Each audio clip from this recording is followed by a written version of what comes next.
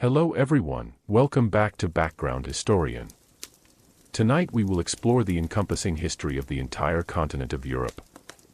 Prepare to take a walk through historic European culture, civilizations, and geography. As always, kick back, dim the lights, and prepare to doze off as we dive into history. Let's begin. Part 1, Prehistoric Europe, from the Paleolithic to the Neolithic Revolution. Before the grand cities, the towering cathedrals, and the sprawling empires, Europe was a land of hunters, gatherers, and early farmers. Its landscape shifted between ice and green pastures, and its people moved with the rhythm of nature, slowly shaping the cultural bedrock upon which future civilizations would rise. 1. Europe in the Ice Age.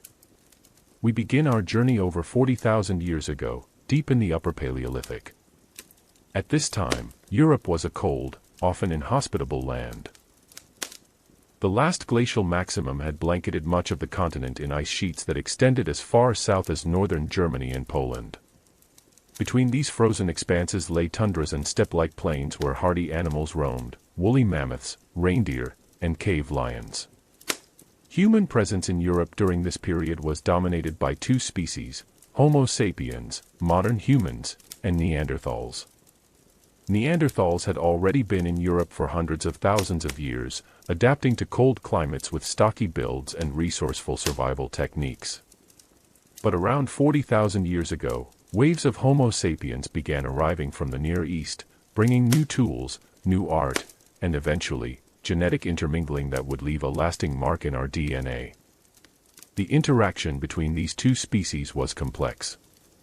In some cases, they likely traded and exchanged cultural techniques. In other cases, competition for territory and resources could have led to conflict. Over time, Neanderthals disappeared, leaving Homo sapiens as the sole human inhabitants of Europe. 2. The Paleolithic lifestyle. Life for Europe's earliest Homo sapiens was nomadic. Small bands of 20 to 40 people moved seasonally, following migrating herds and seeking shelter in caves or temporary structures of wood, bone, and hide. Tools and technology during the Upper Paleolithic became increasingly sophisticated. Flint was knapped into finely shaped blades, spear points, and scrapers. Bone and antler were carved into needles, fishhooks, and harpoons. These innovations allowed for a more varied diet and improved clothing, essential for survival in harsh climates. Perhaps most striking was the emergence of symbolic thought, art, music, and ritual. Caves in France and Spain, such as Lascaux and Altamira, display breathtaking paintings of bison, horses, and deer. These were not mere decorations, they were tied to spiritual or hunting magic, possibly aiming to ensure success in the hunt. Small figurines, like the famous Venus of Willendorf, suggest fertility worship and reverence for the cycles of life. Music, too, played its part. Flutes made from bird bones and mammoth ivory hint at social gatherings and shared cultural expression. In a world where survival was paramount, the act of creating art and music shows a deep human need for meaning beyond sustenance. 3. The Mesolithic transition. By around 10,000 BCE, the Ice Age began to end. Glaciers retreated, and Europe's environment transformed dramatically. Forests spread across the continent, rivers swelled, and the megafauna of the Ice Age dwindled or went extinct. This ushered in the Mesolithic period, the Middle Stone Age. Mesolithic Europeans adapted to this warmer, wetter environment with new tools and new ways of living. Fishing became a major food source in coastal and riverine communities, and microliths, small, sharp stone blades, were hafted onto wooden shafts to create arrows, barbed spears, and composite tools. This period saw the beginnings of semi-sedentary life. While still largely hunter-gatherers, people began establishing seasonal camps in resource-rich areas, returning year after year. Social structures grew more complex, with signs of territorial boundaries and specialized roles. Trade networks also expanded. Evidence shows the movement of exotic materials, like obsidian, amber, and rare shells, over hundreds of kilometers. Such exchanges not only spread goods but also ideas and cultural practices, laying the foundation for later regional identities. 4. The Neolithic Revolution in Europe. Around 7000 BCE, Europe underwent one of the most profound transformations in its history, the Neolithic Revolution, the shift from hunting and gathering to farming and permanent settlements. This change did not begin in Europe itself but in the Fertile Crescent of the Near East, where wheat, barley, peas, lentils, sheep, goats, pigs, and cattle were first domesticated. From there, farming spread gradually westward through two main routes. The Danubian route through the Balkans and Central Europe. The Mediterranean route along the southern coast and into the Iberian Peninsula. By around 5000 BCE, much of southern and central Europe had adopted agriculture. The process was slow and often hybrid. Many groups combined farming with hunting and gathering for centuries. Yet over time, the benefits of stable food supplies encouraged permanent villages, population growth, and more elaborate social structures. 5. Neolithic villages and megalithic monuments. Neolithic Europe saw the rise of permanent settlements with houses built of timber, clay, and thatch. Some, like Catalhoyuk, technically in Anatolia but culturally linked, had dense, interconnected homes without streets. In Europe itself, sites like Lipensky Vir on the Danube and Skara Brae in the Orkney Islands show sophisticated architecture and community planning. It was during the Neolithic that Europe's first monumental structures appeared, megaliths. Across the Atlantic facade of Europe, Brittany, Ireland, Britain, and Iberia, massive stone constructions emerged around 4000 to 2500 BCE. These included dolmens, chamber tombs with large capstones. Menhirs, standing stones, sometimes arranged in rows or circles. Passage graves, long corridors leading to burial chambers, often aligned with celestial events. The most famous, Stonehenge, began in the late Neolithic and continued to be modified into the Bronze Age. These monuments likely served multiple purposes: burial, ritual, astronomical observation, and community gathering. They were the spiritual centers of their societies, tying people to both their ancestors and the cosmos. 6. Social and cultural transformations. The Neolithic Revolution brought new challenges and changes. Ownership and inequality, farming created surplus, which led to storage, trade, and eventually wealth disparities. Conflict, permanent settlements and resources attracted raids and competition. Disease, living in close quarters with humans and animals introduced new illnesses. Cultural identity, communities began to develop distinct pottery styles, burial customs, and artistic motifs. In this period, ceramics flourished. Pottery was both practical, for storing grain and liquids, and artistic, with painted and incised designs that marked cultural boundaries. Some regions, like the linear pottery culture, LBK, of Central Europe, became known for their distinctive decorative styles. 7. The dawn of metallurgy. By the end of the Neolithic, around 3000 BCE, Europe was entering the Chalcolithic or Copper Age. This transitional phase saw the first use of metal tools and ornaments alongside stone technology.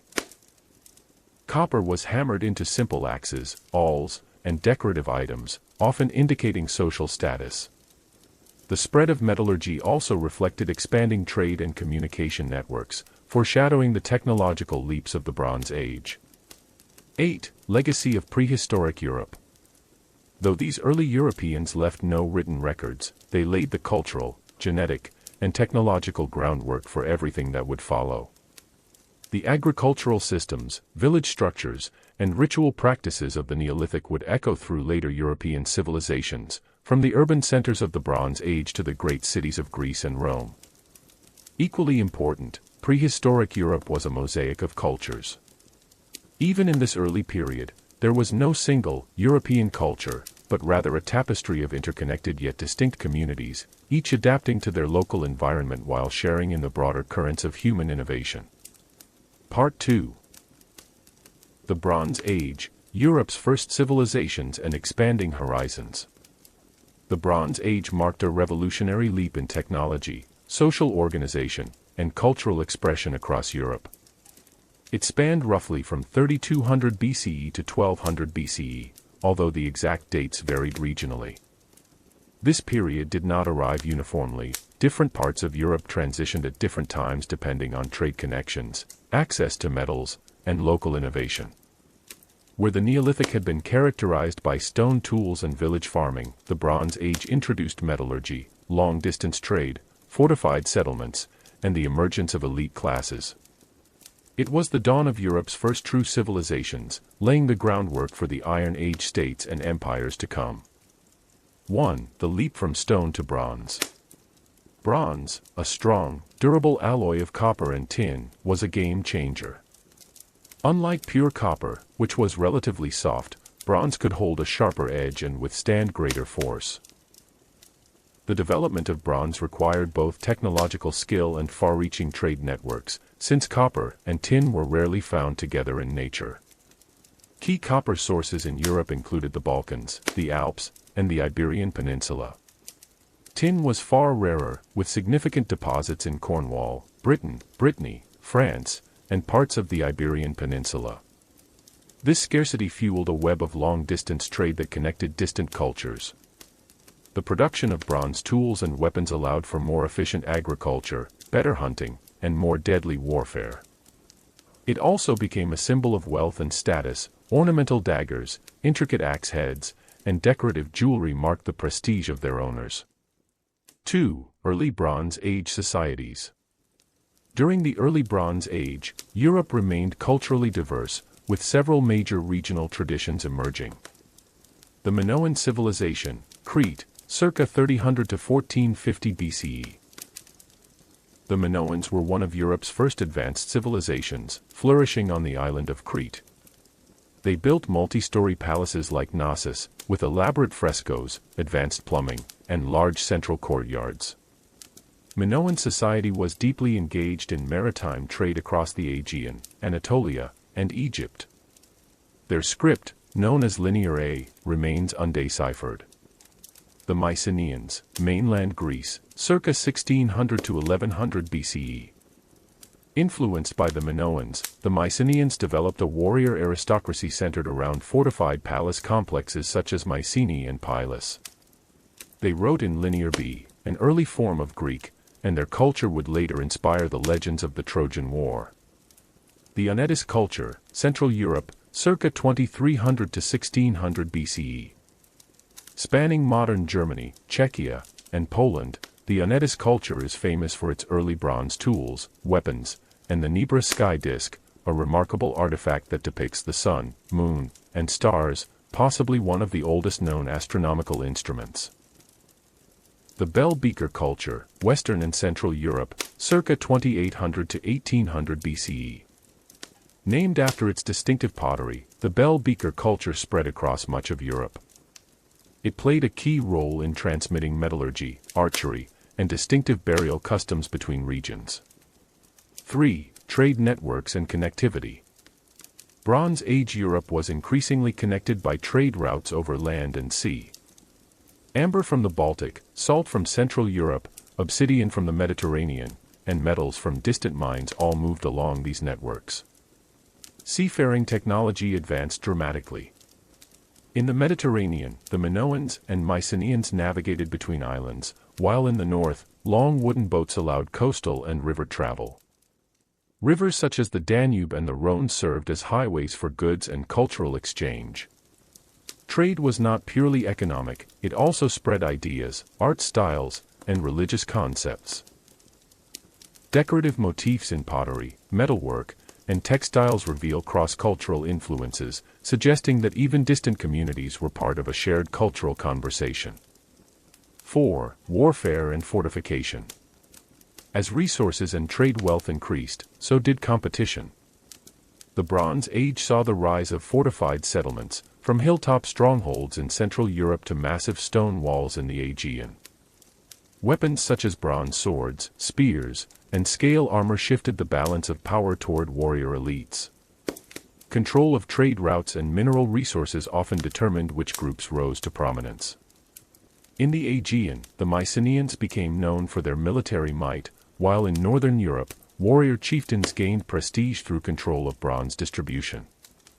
5. Social hierarchy and ritual. Bronze Age societies grew more hierarchical. Chiefs and kings wielded power, supported by warrior classes, artisans, and farmers. Burial practices reflect these social divisions. Elite graves contained gold ornaments, fine weapons, and imported goods. Common burials were simpler, often without grave goods.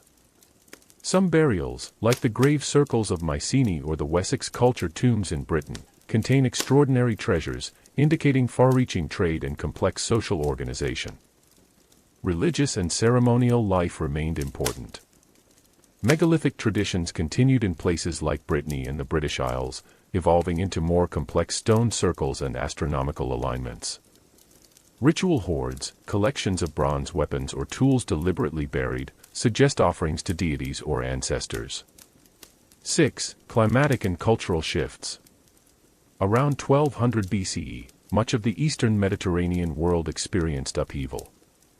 The collapse of the Mycenaean palaces, the decline of the Hittite Empire, and the disruption of trade routes marked the end of the Bronze Age for many regions. Scholars debate the causes. Climate change, earthquakes, invasions, internal rebellions, or a combination of factors.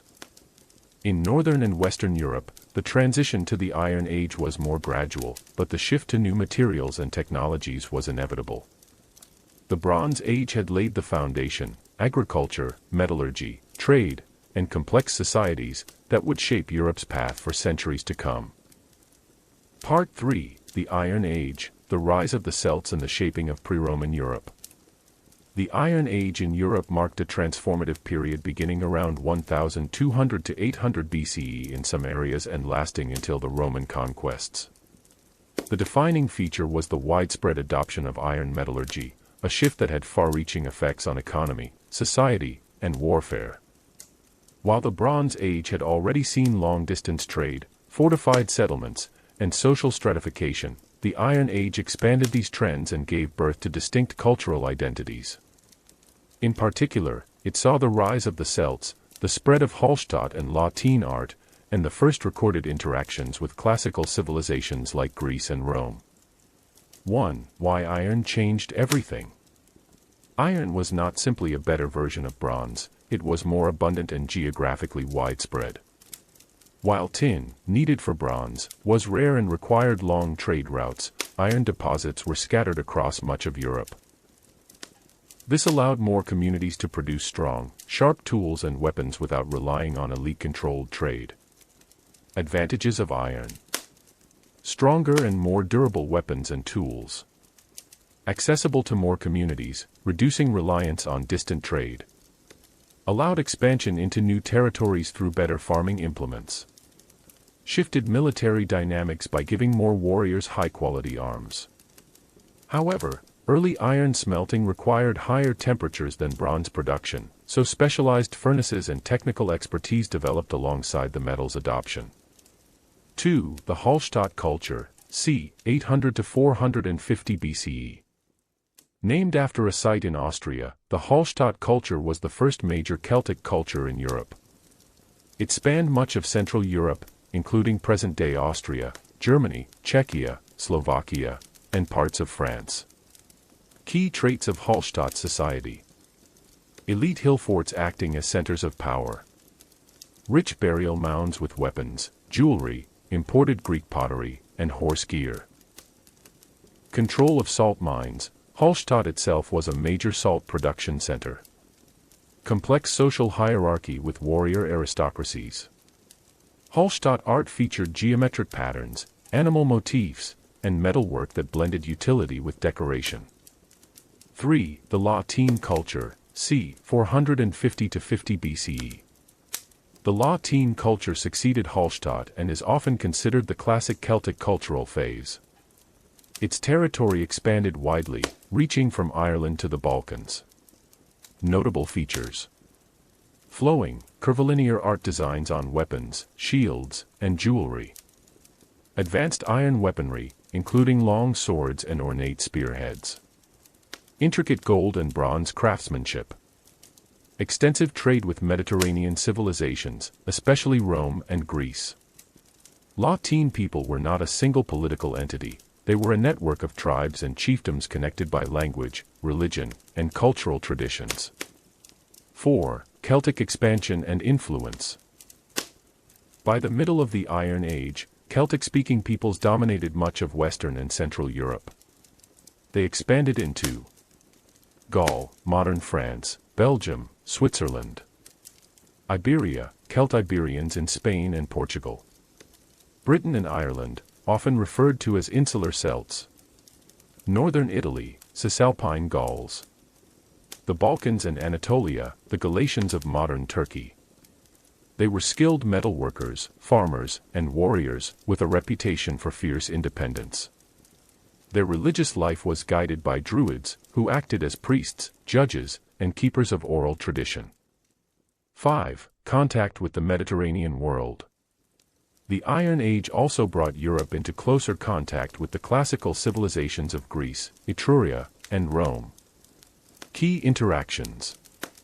Greek traders exchanged wine, olive oil, and fine ceramics for amber, metals, and slaves from Celtic lands. Etruscans in Italy engaged in trade with Hallstatt elites. Carthaginian seafarers reached parts of Iberia, influencing local culture. Early clashes and alliances with Rome began in the 4th and 3rd centuries BCE, leading eventually to conquest. 6. Hill forts and settlements. Many Iron Age societies built hill forts, fortified settlements positioned on elevated ground for defense. These acted as political, religious, and trade centers. In Britain, places like Maiden Castle became major hubs, while in Central Europe, Oppida, large fortified towns, emerged, especially in the later Iron Age. 7. Art, religion, and society. Celtic art evolved into an instantly recognizable style, spirals, flowing lines, animal symbolism, often tied to religious belief. Nature played a central role in Celtic spirituality, with sacred groves, rivers, and springs serving as worship sites. Socially, Celtic societies were tribal, with a warrior aristocracy, skilled craftsmen, and farmers. Slavery existed but was often tied to war captives. 8. The end of the independent Iron Age. The Iron Age in much of Europe ended with the Roman conquests from the 2nd century BCE onward. Gaul, Iberia, and Britain eventually fell under Roman control, while other Celtic regions were assimilated through trade and diplomacy. Yet, the legacy of the Iron Age persisted, in art, language, and place names, and continues to shape Europe's cultural landscape. Part 4. Classical Greece, the birthplace of democracy, philosophy, and Western culture. The period of classical Greece, spanning roughly from the 5th to the 4th century BCE, is often called the Golden Age of European civilization. It was during these centuries that city-states like Athens and Sparta reached their political and cultural zenith. Philosophy flourished under the likes of Socrates, Plato, and Aristotle, and monumental works of art, literature, and architecture emerged. While the influence of Greece had begun in the earlier Archaic period, the Classical era solidified its place as a cultural beacon whose legacy extended across Europe and beyond. 1. The Greek polis, foundation of political life. The defining political structure of classical Greece was the polis, or city-state. Each polis functioned as an independent political entity, with its own laws, government, and military. Athens became the most famous democracy, pioneering a system where eligible male citizens could participate directly in lawmaking. Sparta stood in contrast as a militaristic oligarchy, focused on discipline, training, and communal unity. Other notable city-states included Corinth, Thebes, and Delphi, each with unique traditions. The fierce independence of these city-states often led to rivalries and wars, but it also drove innovation and civic pride. 2. The Persian Wars, defending freedom. The early classical period was defined by the Persian Wars, 490 to 479 BCE. A series of conflicts between Greece and the vast Persian Empire. Battle of Marathon, 490 BCE, a decisive Athenian victory against Persian forces, inspiring the legendary run of the messenger Phidippides. Battle of Thermopylae, 480 BCE, the famous last stand of King Leonidas and his 300 Spartans, holding off the Persians at a narrow pass. Battle of Salamis, 480 BCE, a naval triumph where the smaller Greek fleet outmaneuvered the Persians, securing Greek independence. These victories reinforced Greek identity and the idea of defending liberty against tyranny, a theme that would echo in European thought. 3. The Golden Age of Athens. Following the Persian Wars, Athens entered its Golden Age under the leadership of Pericles, c. 495 to 429 BCE. Democracy expanded, citizen participation in government increased, and public offices were often chosen by lot. Cultural flourishing, the construction of the Parthenon symbolized Athenian glory. Art and drama. Playwrights like Sophocles, Euripides, and Aristophanes created enduring works. Philosophy, thinkers such as Socrates began challenging citizens to question morality, politics, and life itself. Athens became a center for learning, art, and political thought unmatched in the ancient world. 4. The Peloponnesian War, rivalry and ruin. The Peloponnesian War, 431 to 404 BCE, between Athens and Sparta was a drawn-out and devastating conflict. Causes: tensions over power, trade dominance, and alliances. Outcome: Sparta, allied with Persia, ultimately defeated Athens. Impact: Greek unity was shattered, city-states weakened, and resources drained. This war illustrated the dangers of internal division, a recurring theme in European history. 5. Philosophy, foundations of Western thought. No era in European history has produced such concentrated intellectual achievement as classical Greece. Socrates emphasized questioning and ethics, executed for corrupting the youth of Athens. Plato founded the Academy, explored justice, governance, and metaphysics in works like the Republic. Aristotle tutored Alexander the Great, advanced studies in logic, biology, and politics. Their works became cornerstones of European education for centuries. 6. Art, architecture, and aesthetics. Greek art in the classical era sought idealized realism, depicting the human form with mathematical precision. Sculpture, figures like the Discobolus demonstrated perfect balance and proportion. Architecture, Doric, Ionic, and Corinthian orders became the architectural language of Europe. Drama, Greek tragedies explored fate, morality, and the human condition, influencing theater into the modern age. 7. The Macedonian Rise. In the late 4th century BCE, the balance of Greek power shifted northward to Macedon, under Philip II and his son Alexander the Great. The unification of Greece under Macedonian leadership marked the end of the classical period and the beginning of a new, expansive era. Part 5.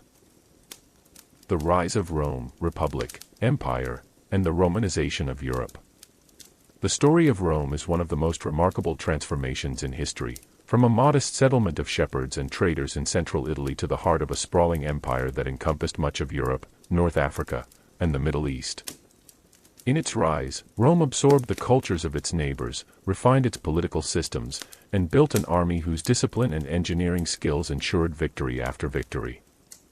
By the time of its peak, Rome had laid the foundations for law, governance, and infrastructure that would influence Europe for millennia. 1. The legendary beginnings.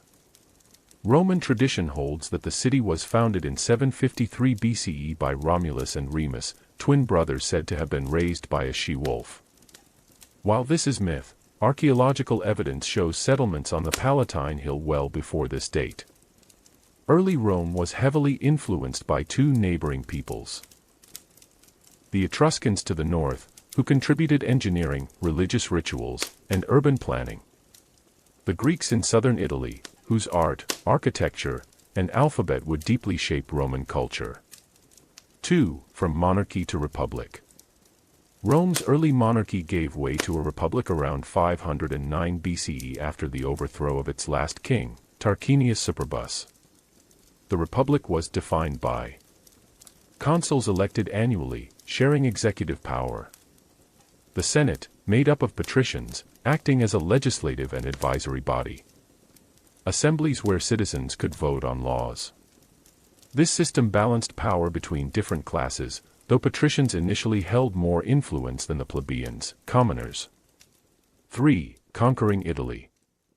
By 264 BCE, Rome had united the Italian peninsula through a mix of alliances, military conquest, and the granting of citizenship to loyal communities. The Roman legions, disciplined and well-trained, became the backbone of expansion. Rome's policy toward conquered peoples, allowing them to retain local customs while adopting Roman law and infrastructure, helped create a sense of unity. 4. The Punic Wars, Rome versus Carthage. Rome's rise to Mediterranean dominance came through its epic rivalry with Carthage, a wealthy North African city-state. First Punic War, 264 to 241 BCE. Rome's first great naval war, resulted in control over Sicily. Second Punic War, 218 to 201 BCE, famous for Hannibal's daring march across the Alps, ended in Roman victory at Zama under Scipio Africanus. Third Punic War, 149 to 146 BCE. Rome destroyed Carthage entirely, annexing its territory. These wars showcased Rome's adaptability, building a navy from scratch, learning from defeats, and relentlessly pursuing victory. 5. Expansion and internal strains. As Rome expanded into Spain, Greece, and Asia Minor, wealth and slaves poured in. But this brought social tensions. Small farmers lost land to wealthy estates. Inequality fueled unrest and political reform movements led by figures like the Gracchi brothers. Military loyalty began shifting from the Republic itself to individual generals. 6. The end of the Republic. The late Republic was marked by civil wars and power struggles. Julius Caesar rose as a brilliant general, conquering Gaul and crossing the Rubicon in 49 BCE to challenge the Senate. Caesar's assassination in 44 BCE led to more chaos. Octavian, later Augustus, emerged victorious, marking the end of the Republic and the birth of the Empire in 27 BCE. 7. The Pax Romana and Romanization of Europe. Under Augustus and his successors, Rome entered the Pax Romana, 2 centuries of relative peace and prosperity. Roads, aqueducts, and cities spread across Europe. Latin became the language of administration and law. Roman citizenship expanded, knitting together diverse peoples from Britain to the Balkans. 8. Cultural and legal legacy. Rome's influence extended far beyond politics. Roman law became a model for many European legal systems. Architectural innovations like the arch, dome, and concrete transformed construction. Literature from Virgil, Ovid, and Cicero enriched Europe's cultural heritage. By the time of its height, Rome had done more than conquer, it had transformed the cultural and political landscape of Europe. Its influence would endure long after the empire itself fell. Part 6. The Fall of Rome and the Birth of the Early Medieval World. The grandeur of Rome, its disciplined legions, paved roads, and bustling cities, seemed eternal at its height.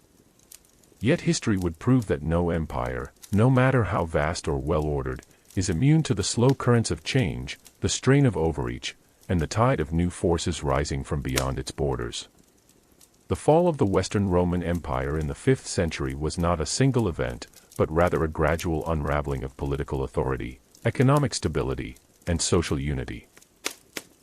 A process that reshaped the European continent and ushered in the world we call the early Middle Ages. 1. The seeds of decline. Rome's fall had deep, intertwined causes. Political instability. From the 3rd century onward, Rome saw frequent changes of emperors, often through military coups rather than peaceful succession. Economic troubles, heavy taxation, reliance on slave labor, and a shrinking agricultural base eroded prosperity. Military strain. Defending an empire that stretched from Britain to Mesopotamia required immense resources. Cultural fragmentation. As citizenship spread, loyalty to Rome was often more formal than heartfelt. By the 4th century, the empire was divided administratively into western and eastern halves, each with its own emperor. The wealthier, more urbanized Eastern Empire, ruled from Constantinople, would endure for centuries more. The Western Empire was less fortunate. 2. The barbarian pressures. To the north and east of Rome's borders, diverse peoples, whom the Romans called barbarians, were on the move. Visigoths, displaced by the advance of the Huns, sought refuge inside the empire's borders but soon rebelled. Vandals, Suebi, and Alans crossed the Rhine during the early 5th century, carving out territories in Spain and North Africa. Angles, Saxons, and Jutes crossed the North Sea to settle in Britain. Rome's legions could no longer keep them out. Instead, emperors often tried to settle these groups as foederati, allies bound to defend the empire in exchange for land. 3. The sackings of Rome. 2 symbolic blows shook the Roman world. 410 CE, the Visigoths under Alaric sacked Rome. This was the first time in nearly 800 years that the Eternal City had fallen to a foreign enemy. 455 CE, the Vandals captured and plundered Rome again, stripping it of treasures and taking captives. Although the empire's administrative heart had shifted to Ravenna, these sackings struck at Roman pride and the sense of invincibility. 4. The final collapse. In 476 CE, the Germanic chieftain Odoacer deposed the last Western Roman emperor, Romulus Augustulus. Odoacer did not claim the imperial title. Instead, he ruled Italy as king, nominally acknowledging the Eastern Emperor in Constantinople. This date is conventionally used to mark the fall of the Western Roman Empire, though much of Roman governance and culture lingered in altered form. 5. The survival of the East. While the West fragmented, the Byzantine Empire, Eastern Roman Empire, maintained imperial traditions, a strong army, and a thriving economy. From Constantinople, emperors such as Justinian I sought to reclaim lost Western territories, briefly restoring Roman rule in Italy, North Africa, and parts of Spain in the 6th century.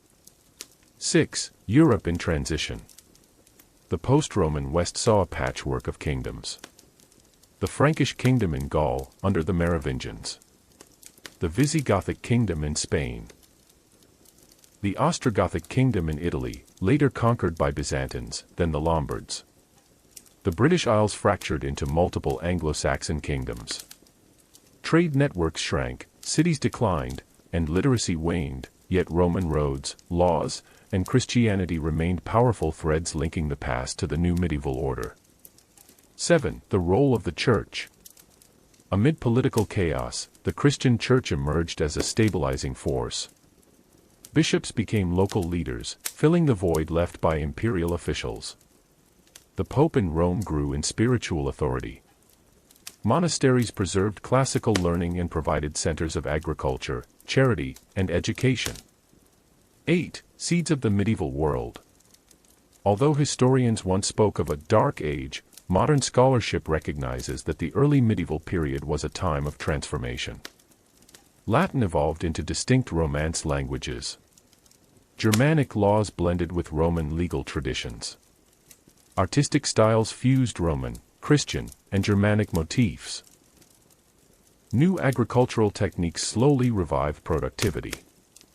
The fall of the Western Roman Empire was not simply an end, but a beginning, the forging of a Europe that, while fractured politically, would develop distinct cultures, kingdoms, and identities that would shape the Middle Ages. Part 7. Byzantium, Eastern Rome and the Cultural Bridge to the East. When the Western Roman Empire fell in 476 CE, the Eastern Roman Empire, known to later historians as the Byzantine Empire, endured. From its capital at Constantinople, it preserved much of the administrative structure, culture, and law of Rome while developing a distinct identity shaped by Greek language, Orthodox Christianity, and the influence of the Eastern Mediterranean world. 1. Constantinople, the New Rome. Founded in 330 CE by Emperor Constantine the Great on the site of ancient Byzantium, Constantinople became one of the wealthiest and most strategically positioned cities in history. Surrounded by water on three sides and protected by formidable walls, it was nearly impregnable. Positioned between Europe and Asia, it was a hub of trade linking the Mediterranean with the Silk Road and the Black Sea. The city dazzled visitors with its forums, aqueducts, palaces, and later, the Hagia Sophia. An architectural marvel and symbol of imperial and religious authority. 2. Continuity with Rome. The Byzantines considered themselves Romans, and their emperors saw themselves as heirs to Augustus and Constantine. They maintained Roman law, codified most famously in Justinian's Code, Corpus Juris Civilis. Roman military organization, though adapted to changing threats. Roman-style urban planning and monumental architecture. But while Roman tradition endured, the culture increasingly reflected Greek influence, especially in language, literature, and philosophy. 3. The reign of Justinian I. One of Byzantium's most influential rulers, Justinian I, r. 527 to 565 CE, sought to restore Rome's former glory. Military campaigns led by his general Belisarius reclaimed North Africa from the Vandals, Italy from the Ostrogoths, and parts of Spain from the Visigoths, temporarily reuniting much of the old Roman Mediterranean world. He commissioned the Hagia Sophia, completed in 537 CE, with its massive dome appearing to float miraculously above the nave. He oversaw the codification of Roman law, which would influence European legal systems for centuries. Justinian's reign was not without hardship. The Nika riots devastated Constantinople, and the plague of Justinian killed millions, weakening the empire. 4. Religion and the Orthodox faith. Christianity was central to Byzantine life. The emperor was both political ruler and protector of the church, embodying the concept of Caesaropapism. Theological disputes often shaped politics, from debates over the nature of Christ to the controversy over iconoclasm, the destruction of religious images.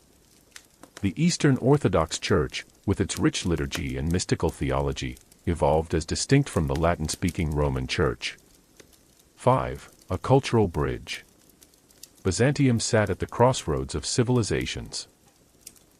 Trade brought spices from India, silk from China, and grain from Egypt. Diplomacy and conflict with Persia, the Islamic caliphates, and later the Crusaders ensured constant cultural exchange. Byzantine art blended classical realism with stylized spiritual symbolism, influencing Eastern Europe and Russia. 6. The Byzantine military and the theme system. The empire's survival depended on adapting its defenses. The theme system divided the empire into military districts, each responsible for raising and supporting its own army. The Byzantine navy dominated the eastern Mediterranean, using the secret weapon Greek fire, a flammable liquid that burned even on water. Diplomacy, strategic marriages, and tribute payments were as important as military force. 7. Preservation of knowledge. Byzantine scholars preserved and copied ancient Greek and Roman manuscripts, ensuring the survival of classical literature, philosophy, and science. Monasteries became centers of learning, and the empire's libraries housed works that would later inspire the Renaissance. 8. The schism with the West. Tensions with the Latin West, over language, theology, and politics, grew over centuries.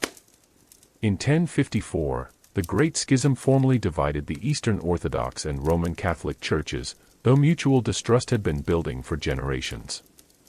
9. The empire's legacy. Even after losing territory to Arab, Slavic, and Turkish powers, Byzantium remained a beacon of wealth and culture until the fall of Constantinople to the Ottoman Turks in 1453. Its influence spread across Eastern Europe, especially through the Christianization of the Slavs, and shaped the Orthodox world for centuries. The Byzantine Empire was not merely a continuation of Rome but a transformation, a civilization in its own right, blending the legacies of Greece and Rome with the spiritual depth of Orthodox Christianity. It served as Europe's eastern bulwark for nearly 1,000 years, guarding the continent from numerous invasions and preserving the heritage of the classical world. Part 8. The Viking Age, Raiders, Traders, and Explorers. The Viking Age, spanning roughly from the late 8th century to the mid-11th century, marked one of the most dynamic and transformative eras in European history. It was a time when Scandinavian seafarers, from present-day Norway, Sweden, and Denmark, ventured far beyond their homelands, reshaping political landscapes, forging new trade networks, and leaving a deep cultural legacy. 1. Origins of the Vikings. The Vikings emerged from the rugged landscapes of Scandinavia. Harsh winters and limited farmland pushed communities towards seafaring and raiding. A tradition of boat building and navigation was already well established by the early Middle Ages. Society was organized into clans, led by local chieftains, with honor, loyalty, and reputation deeply ingrained in their culture. Their expansion was fueled by population growth, political unrest, and the lure of wealth from rich monasteries and trading towns abroad. 2. The first raids. The Viking Age is often said to begin in 793 CE, when Norse warriors raided the monastery at Lindisfarne in England. The attack shocked Christendom, as monasteries were considered sacred. Over the following decades, coastal communities across Britain, Ireland, and Frankish territories were targeted. Raids were swift and brutal, made possible by the Vikings' longships, which could navigate both open seas and shallow rivers. 3. Longships, the engine of expansion. Viking longships were technological marvels. Sleek, symmetrical hulls allowed for speed and agility. Shallow drafts enabled river travel far inland. The combination of sail and oars gave them versatility in all weather. These ships allowed Vikings to appear suddenly, strike, and vanish before defenders could respond. 4. From raiders to settlers. While early Viking expeditions focused on plunder, many evolved into settlement and colonization. Norwegians settled in the Hebrides, Orkneys, Shetlands, and parts of Ireland, notably founding Dublin. Danes established the Danelaw in England, ruling large swaths of the country. Swedes, known as the Varangians, traveled east along river routes, establishing trade networks deep into what is now Russia and Ukraine. 5. Trade in the Viking economy. The Vikings were not just warriors, they were also skilled merchants. Traded furs, amber, iron, and slaves for silver, silk, spices, and glassware. Established bustling market towns such as Hedeby and Burka.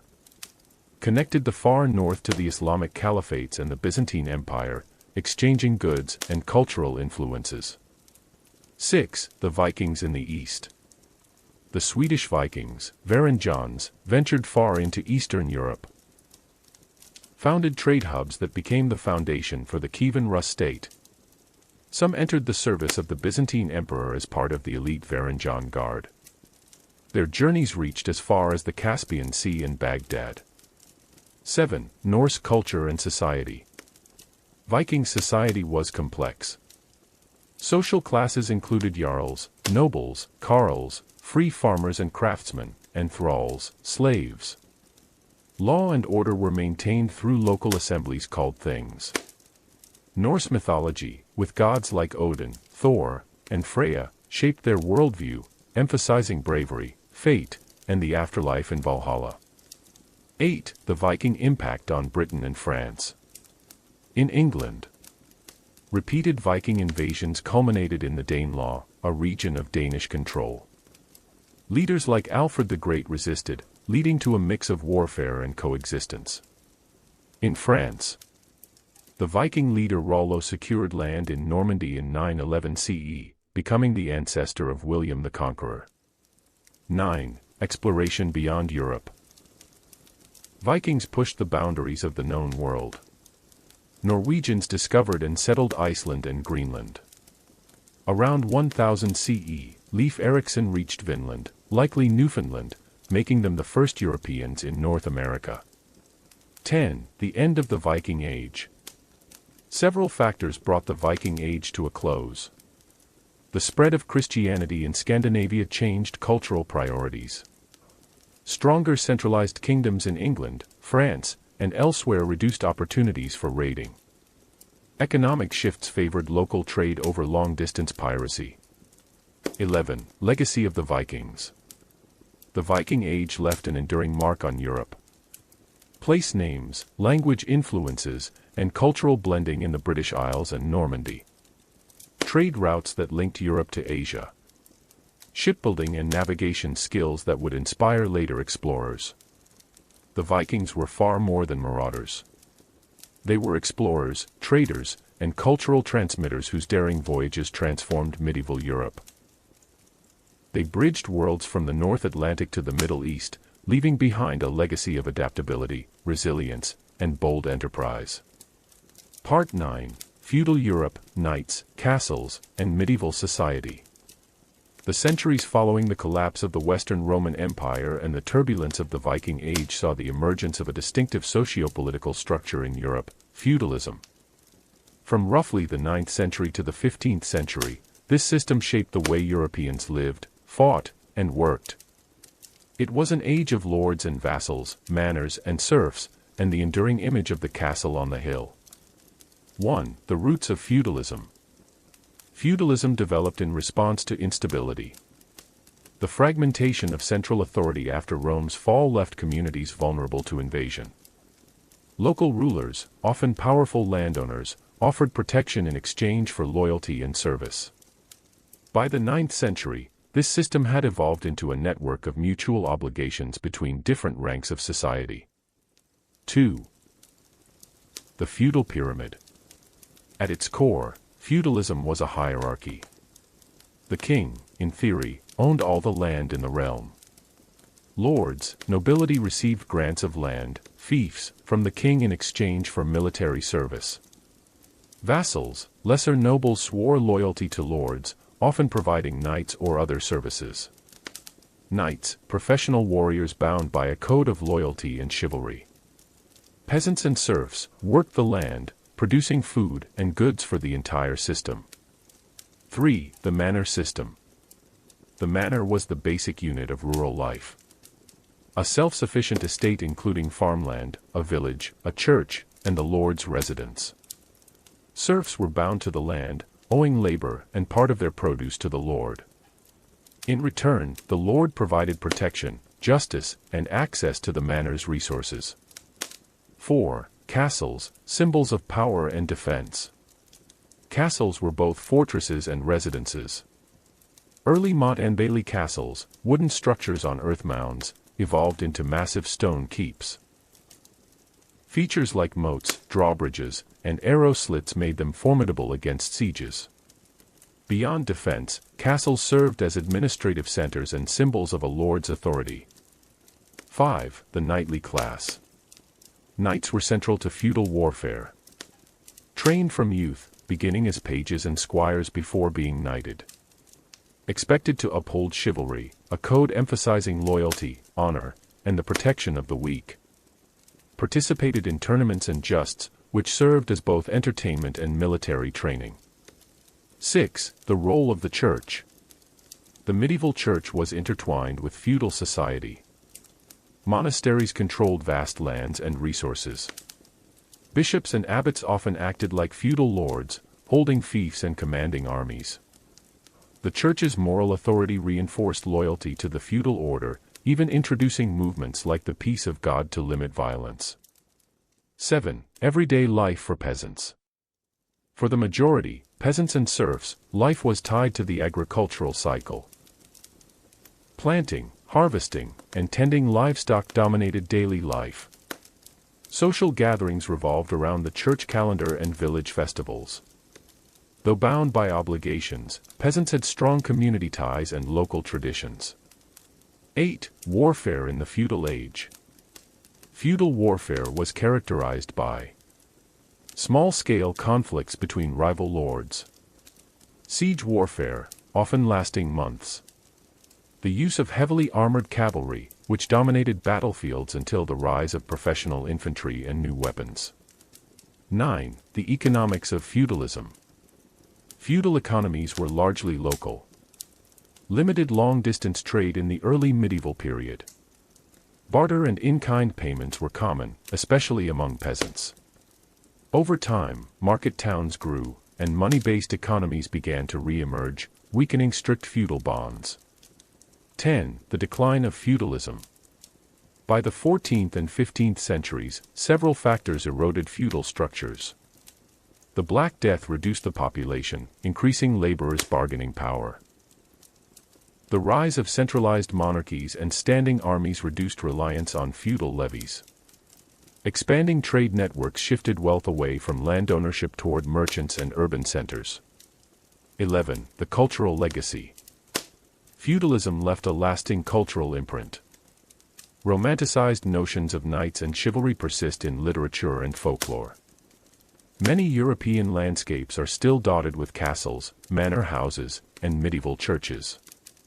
The ideals of loyalty, reciprocal obligation, and community responsibility influenced later political thought.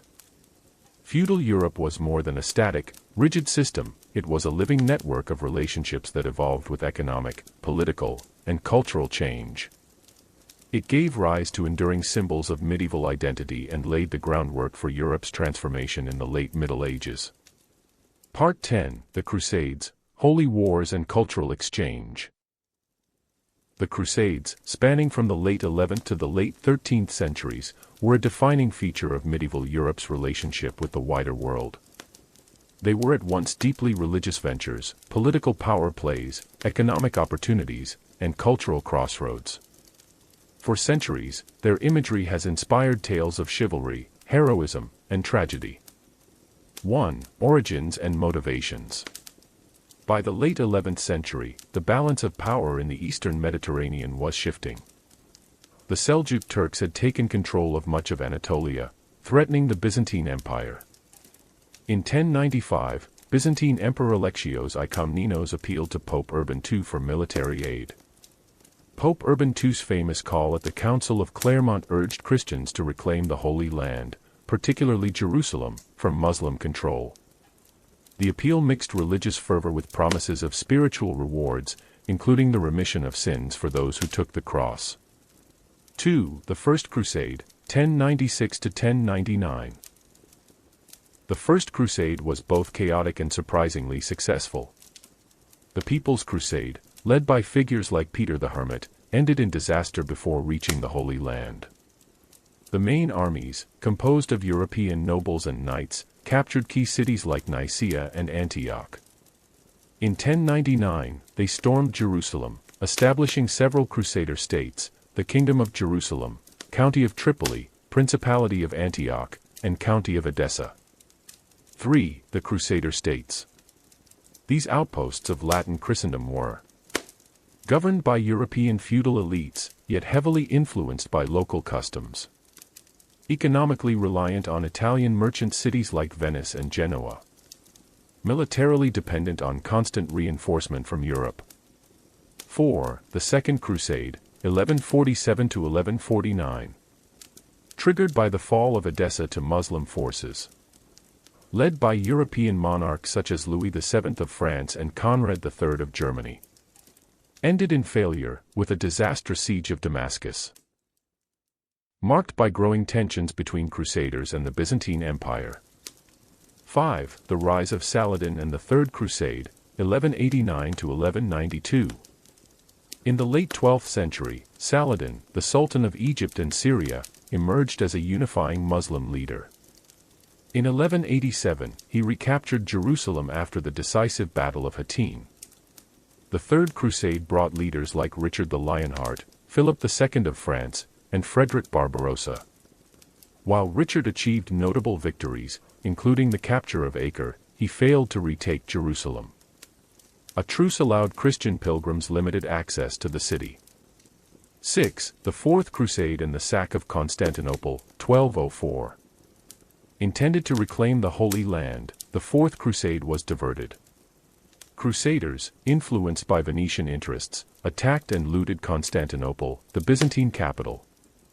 This deepened the schism between Eastern Orthodox and Western Catholic Christianity. The Latin Empire was established in Constantinople, but it proved short-lived. 7. Later Crusades and decline. Subsequent Crusades, including the 5th, 6th, 7th, and 8th, saw diminishing returns. Brief successes, such as Frederick II's negotiated recovery of Jerusalem, were fleeting. The fall of Acre in 1291 marked the end of Crusader strongholds in the Holy Land. 8. Military orders.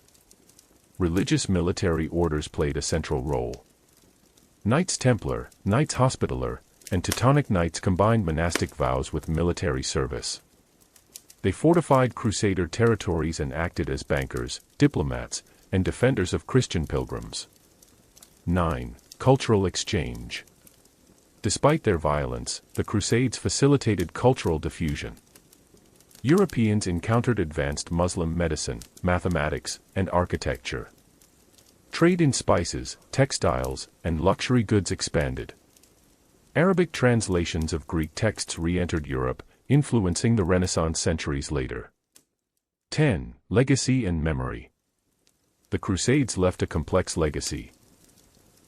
In Europe, they became romanticized tales of piety and adventure. In the Middle East, they were remembered as invasions and occupations. Their memory has been invoked in politics, religion, and literature for centuries. Feudal Europe's knights, lords, and kings went east in search of glory, faith, and fortune, and returned with new ideas, goods, and rivalries that would reshape the continent. Part 11. The Renaissance, Art, Science, and the Rebirth of Classical Ideals. The Renaissance, which spanned roughly from the 14th to the 17th century, was a time of profound transformation in Europe. It marked the bridge between the medieval world and the modern age, bringing new ways of thinking, creating, and understanding the human experience. 1. Origins and meaning. The word Renaissance means rebirth in French, reflecting the era's revival of interest in classical antiquity, the literature, art, and philosophy of ancient Greece and Rome. Its earliest flowering took place in the city-states of Italy, particularly Florence, Venice, and Rome, before spreading across the continent. Several key factors fueled its rise. The wealth of Italian trade cities, which funded art and learning. The fall of Constantinople in 1453, which sent Greek scholars and manuscripts into Western Europe. Advances in printing technology, especially the Gutenberg press, circa 1440. Making knowledge more accessible. 2. Humanism, the heart of the Renaissance. Humanism was an intellectual movement that emphasized the study of classical texts in original Greek and Latin. A focus on human potential and achievements rather than solely on divine matters. The belief that education in the humanities, grammar, rhetoric, history, poetry, moral philosophy, produced virtuous and capable citizens. Figures like Petrarch, often called the father of humanism, and later Erasmus of Rotterdam promoted the idea that the wisdom of the ancients could inform a better present. 3. The Artistic Revolution. The Renaissance revolutionized art through realism, perspective, and emotional expression. In Italy, Leonardo da Vinci blended art and science, producing masterpieces like The Last Supper and Mona Lisa. Michelangelo's David and Sistine Chapel ceiling embodied human beauty and divine grandeur. Raphael's School of Athens celebrated both ancient philosophers and Renaissance ideals. In the North, artists like Jan van Eyck and Albrecht Dürer excelled in oil painting, portraiture, and fine detail. Northern Renaissance art often retained more religious symbolism while incorporating realism. 4. Science and innovation. The Renaissance encouraged a spirit of inquiry. Copernicus proposed the heliocentric model, challenging centuries of geocentric belief. Galileo Galilei refined the telescope, making groundbreaking astronomical observations. Andreas Vesalius advanced human anatomy through detailed dissections and illustrations. Inventions like mechanical clocks, improved navigational tools, and advances in engineering by figures such as Brunelleschi transformed daily life and exploration. 5. Literature and language. Renaissance literature embraced vernacular languages, allowing ideas to reach broader audiences.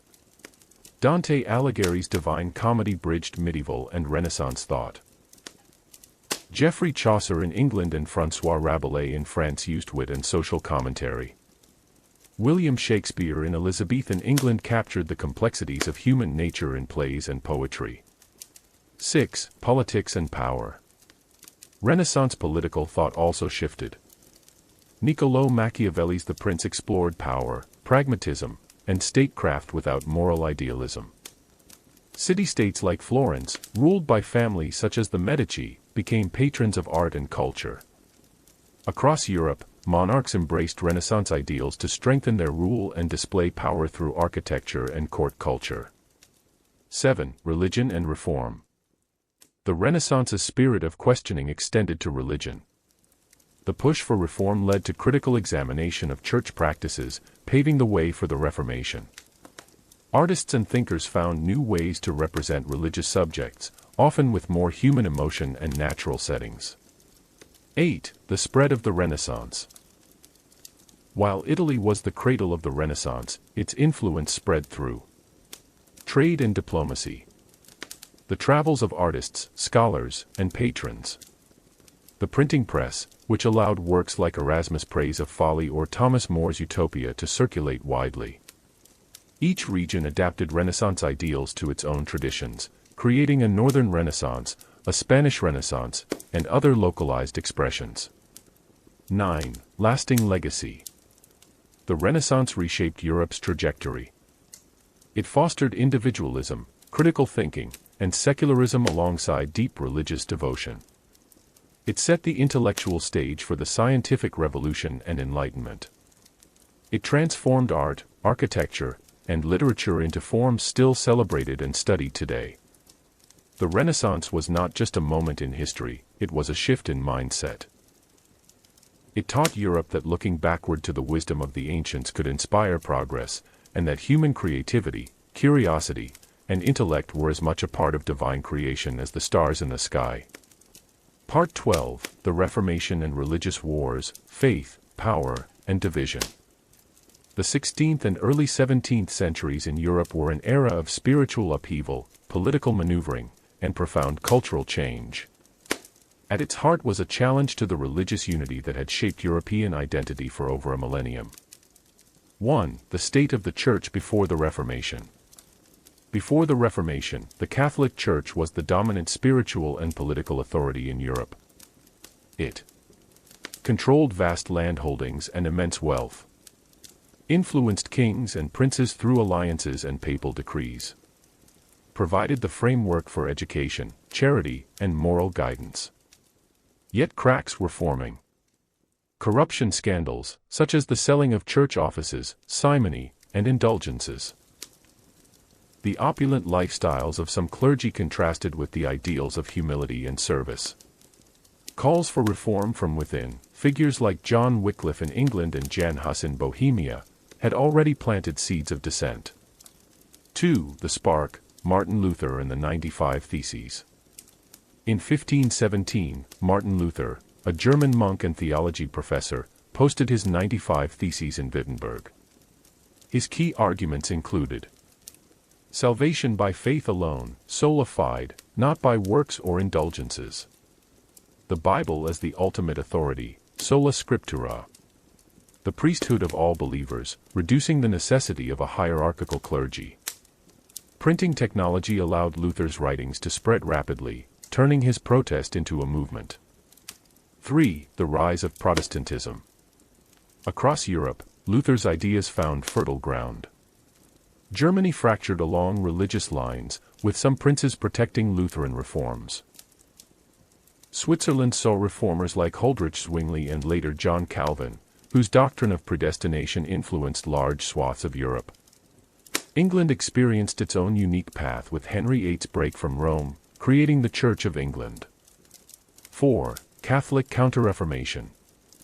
The Catholic Church responded with its own reform and revival, known as the Counter-Reformation. The Council of Trent, 1545–1563, clarified Catholic doctrine, reaffirmed traditional teachings, and addressed corruption. New religious orders, like the Jesuits, focused on education, missionary work, and defending Catholicism. Art and architecture in the Baroque style sought to inspire awe and devotion. 5. The Wars of Religion. The Reformation unleashed a century of conflict where faith and politics intertwined. In Germany, the Schmalkaldic Wars pitted Catholic and Protestant princes against each other. The Peace of Augsburg, 1555, allowed rulers to choose their state's religion, Lutheran or Catholic. But tensions persisted. In France, the French Wars of Religion, 1562 to 1598, saw bitter fighting between Catholics and Huguenots, French Protestants. The St. Bartholomew's Day massacre in 1572 became a symbol of religious hatred. The Edict of Nantes, 1598, under Henry IV granted limited tolerance to Protestants. In the Netherlands, Protestant provinces fought for independence from Catholic Spain in the 80 Years' War. In the British Isles, England's religious swings under Henry VIII, Edward VI, Mary I, and Elizabeth I created internal strife and conflict with Catholic Spain. 6. The 30 Years' War. Perhaps the most devastating of all was the 30 Years' War, 1618 to 1648. Sparked by tensions in the Holy Roman Empire between Protestant and Catholic states. Drew in most major European powers, blending religious motives with dynastic rivalries. Ended with the Peace of Westphalia, which recognized state sovereignty. Expanded religious choice to include Calvinism alongside Lutheranism and Catholicism. Redefined the political map of Europe. 7. Cultural and intellectual shifts. The Reformation and Counter-Reformation reshaped education. Protestant regions emphasized literacy so believers could read the Bible. Catholic schools expanded under Jesuit leadership. Art and music. Protestant areas often favored simpler church interiors and congregational singing, while Catholic art became more dramatic and emotionally charged.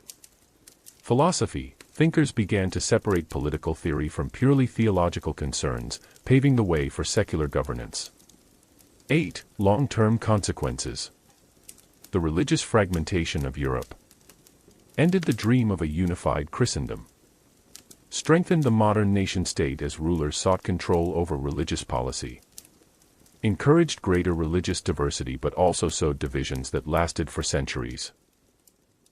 Indirectly contributed to the Enlightenment, as wars of religion inspired a search for tolerance and reason. The Reformation was more than a theological dispute, it was a revolution in identity, authority, and power.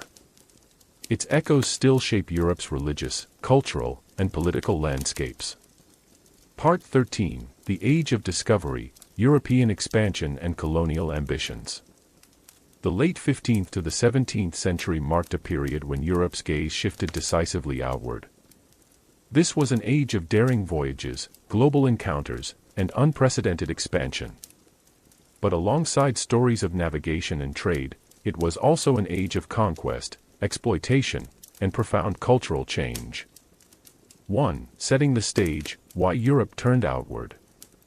By the mid-1400s, several factors pushed Europe toward exploration. Economic motives. The fall of Constantinople to the Ottoman Empire in 1453 cut off many overland trade routes to Asia. Europeans sought direct sea routes to access spices, silk, and precious goods. Technological advancements. Improvements in navigation, such as the magnetic compass, the astrolabe, and better ship designs, notably the caravel, made long voyages more feasible. Political rivalries. Emerging nation-states like Portugal and Spain competed for wealth and prestige.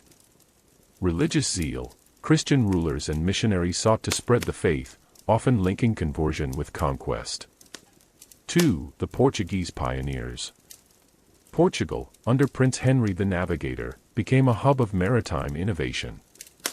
Explorers like Bartolomé Dias rounded the Cape of Good Hope in 1488. Vasco da Gama reached India in 1498, opening a direct sea link to Asian markets.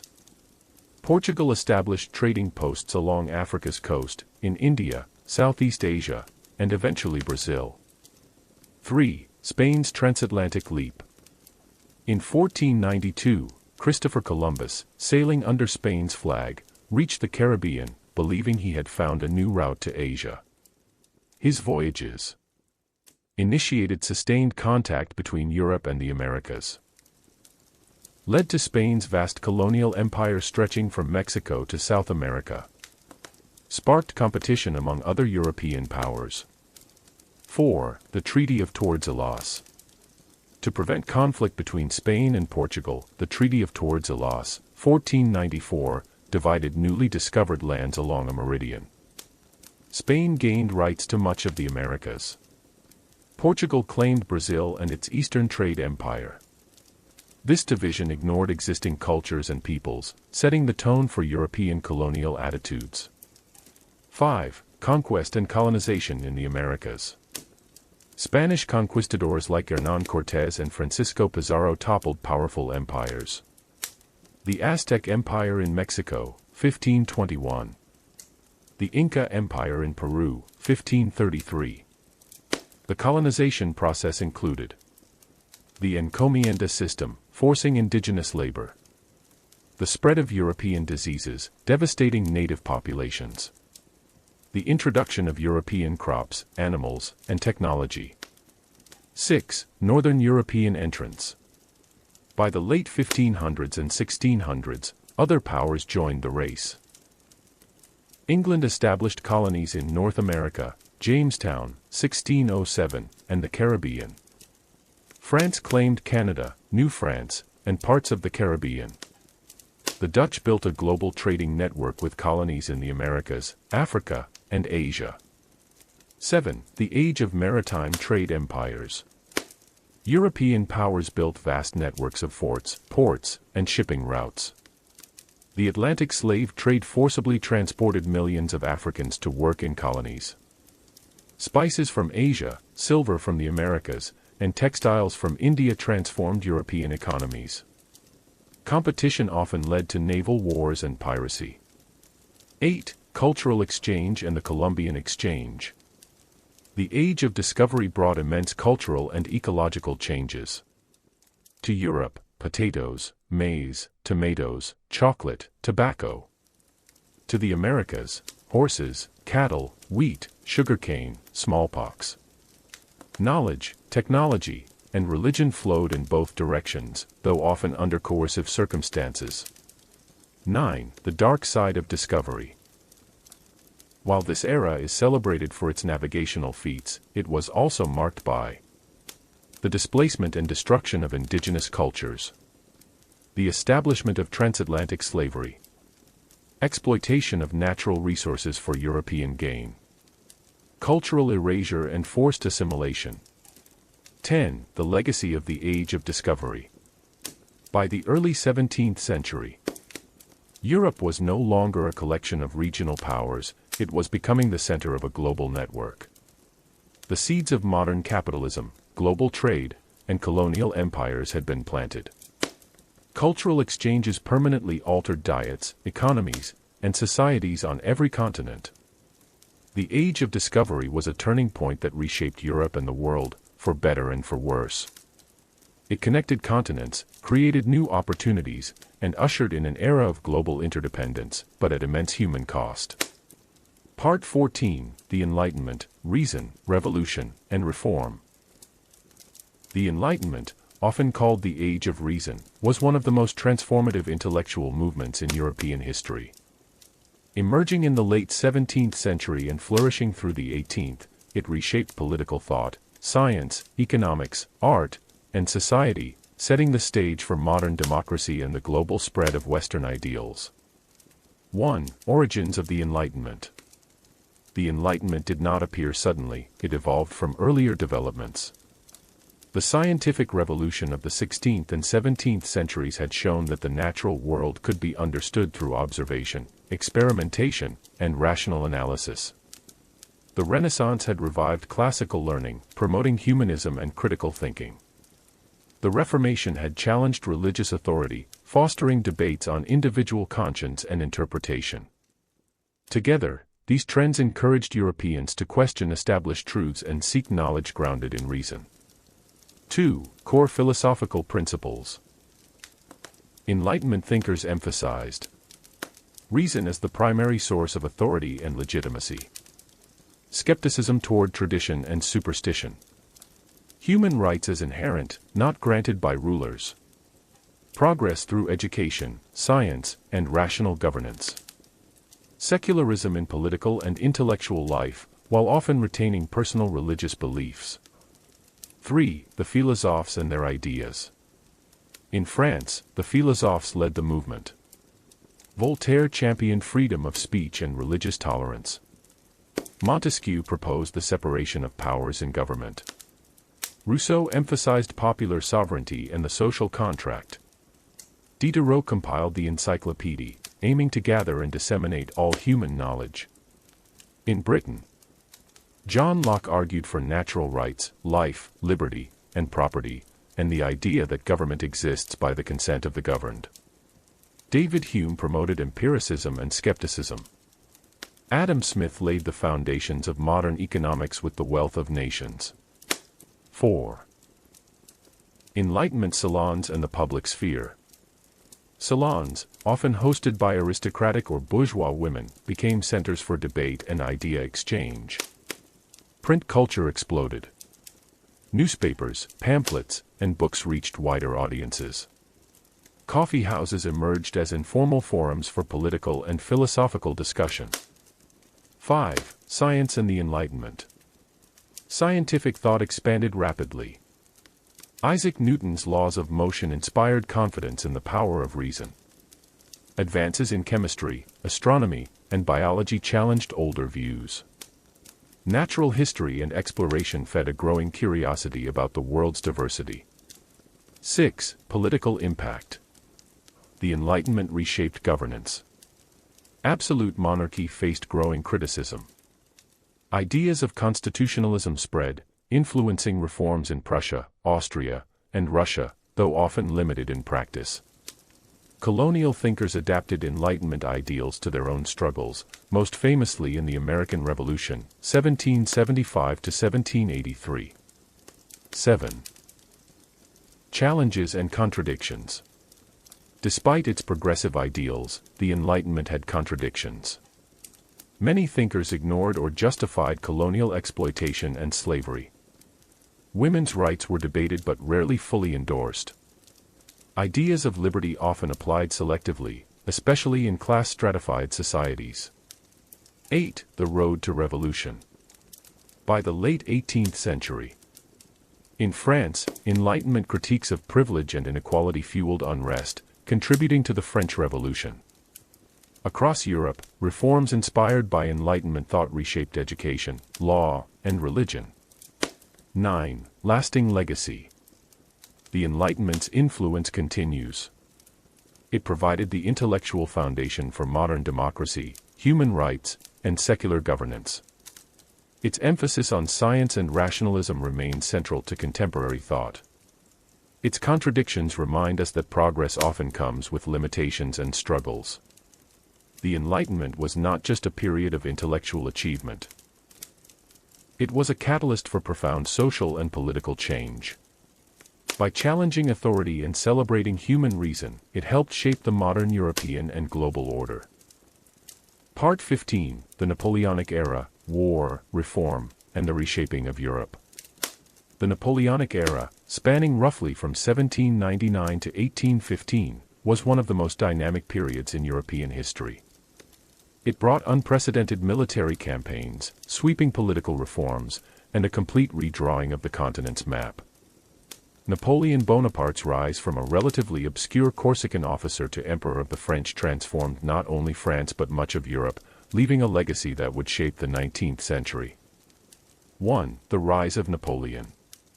Napoleon's ascent was tied directly to the political chaos following the French Revolution.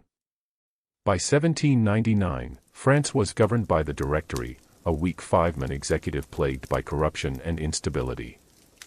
Napoleon, already a celebrated general after victories in Italy and a bold Egyptian campaign, seized power in the coup of 18 Brumaire, November 9, 1799. He established the consulate, with himself as first consul, consolidating power and stabilizing France. 2. Domestic reforms in France. Napoleon's political genius was as important as his military skill. His reforms touched nearly every aspect of French life. Napoleonic Code, 1804 standardized laws across France, promoting equality before the law, property rights, and secular authority, though limiting some revolutionary freedoms. Administrative centralization, created a streamlined bureaucracy and introduced the prefect system for regional governance. Economic policies, established the Bank of France, stabilized currency, and encouraged industry. Education, founded state-run lycées to train civil servants and military officers. Religious settlement, the 1801 Concordat with the Pope restored relations between France and the Catholic Church while maintaining state supremacy. 3. Military campaigns and expansion. Napoleon's ambition extended across Europe. War of the Third Coalition, 1805. Napoleon's decisive victory at Austerlitz crushed Austrian and Russian forces, cementing his reputation. Continental System, 1806. An economic blockade designed to weaken Britain by forbidding European nations from trading with it. Peninsular War, 1808 to 1814. Guerrilla warfare in Spain, supported by Britain, drained French resources. Invasion of Russia, 1812. Initially a grand campaign, it ended in disaster as the French army faced starvation, cold, and relentless Russian tactics. 4. The reshaping of Europe. Napoleon dismantled and restructured old political orders. Abolished the Holy Roman Empire, creating the Confederation of the Rhine. Spread revolutionary reforms, legal equality, secular education, and meritocracy throughout occupied territories. Installed family members on European thrones, e.g., Joseph Bonaparte in Spain, Louis Bonaparte in Holland. 5. Resistance and nationalism. Napoleon's dominance inspired resistance movements. In Spain, nationalism and guerrilla tactics became a model for modern irregular warfare. In Germany and Italy, French rule paradoxically stimulated nationalist sentiment that would later contribute to unification movements. In Britain, naval superiority, exemplified by Nelson's victory at Trafalgar, prevented a French invasion. 6. The downfall. A combination of overreach and determined opposition led to Napoleon's fall. The Russian disaster weakened his forces, encouraging a sixth coalition of Britain, Russia, Prussia, Austria, and others. Defeated at Leipzig in 1813, Napoleon abdicated in 1814 and was exiled to Elba. He escaped in 1815, returned for the 100 Days, but met final defeat at Waterloo against the Duke of Wellington and Prussian forces. He was exiled to St. Helena, where he died in 1821. 7. The Congress of Vienna. In 1814 to 1815, European leaders met to restore stability. Redrew borders to create a balance of power. Restored monarchies in France, Spain, and other countries. Created the Concert of Europe, an alliance system to prevent future revolutions. 8. Napoleonic legacy. Napoleon's impact endured. The Napoleonic Code became a legal foundation for many nations. His administrative reforms influenced governance across Europe. The spread of nationalism and liberal ideas ultimately undermined the restored monarchies. 9. A continent transformed. By the end of the Napoleonic era, feudal remnants had been swept away in much of Europe. Political geography had been reshaped. The seeds of 19th-century revolutions, unification movements, and modern state systems had been planted. The Napoleonic era was a paradox, at once authoritarian and revolutionary, destructive and progressive. It demonstrated the power of a single leader to reshape an entire continent, but also the limits of ambition when confronted by determined coalitions and the unforgiving realities of war. Part 16. The Industrial Revolution, Transformation of Society and Economy. The Industrial Revolution was more than just a period of technological advancement, it was a fundamental transformation of how human beings lived, worked, and interacted. Beginning in Britain in the late 18th century and spreading across Europe during the 19th century, it reshaped economies, altered social structures, and set the stage for the modern world. 1. The origins in Britain. The Industrial Revolution began in Britain around the 1760s, fueled by natural resources, abundant coal and iron deposits. Political stability, a government that supported commerce and property rights. Capital and investment, profits from trade and colonies financed new industries. Agricultural revolution, increased food production freed labor for industrial work. Innovation culture, inventors like James Watt, Richard Arkwright, and George Stephenson thrived. 2. Key technological innovations. Some of the most important inventions included steam engine, James Watt revolutionized manufacturing and transportation. Spinning jenny and power loom, mechanized textile production, increasing output dramatically. Coal mining advances, improved pumps and ventilation allowed deeper mines. Railways, Stephenson's rocket symbolized a new age of rapid movement for goods and people. 3. Spread to the continent. The revolution moved beyond Britain. Belgium became the first industrialized country on the continent, focusing on coal and steel. France developed textiles and metallurgy, though slower due to political upheaval. Germany industrialized rapidly after 1850, becoming a powerhouse in chemicals and engineering. 4. Transformation of urban life. Industrialization caused unprecedented urban growth. Cities like Manchester, Birmingham, and Liverpool exploded in size. Working-class neighborhoods were crowded and often unsanitary. Middle classes expanded, enjoying new comforts and political influence. 5. Social change and class structure. 3 major groups emerged. Industrial bourgeoisie, factory owners, bankers, and entrepreneurs. Urban proletariat, wage laborers in factories and mines, often facing harsh conditions. Old aristocracy, landowners who adapted by investing in industry. 6. Labor conditions and movements. The working day often exceeded 12 hours, with minimal safety. Child labor was widespread, especially in textiles and coal mines. Early unions formed despite legal restrictions, culminating in labor reforms. The Chartist movement in Britain pushed for political rights and better conditions. 7. Economic impact on Europe. Industrialization transformed economies. Mass production lowered costs and expanded consumer goods. National GDPs grew rapidly. Infrastructure such as railways, ports, and canals integrated markets. 8. Intellectual and cultural shifts.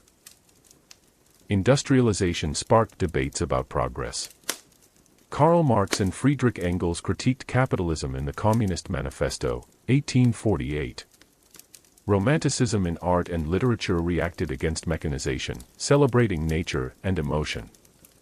Scientific management emerged to optimize factory production.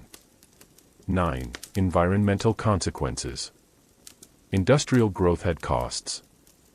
Pollution from coal smoke blackened cities.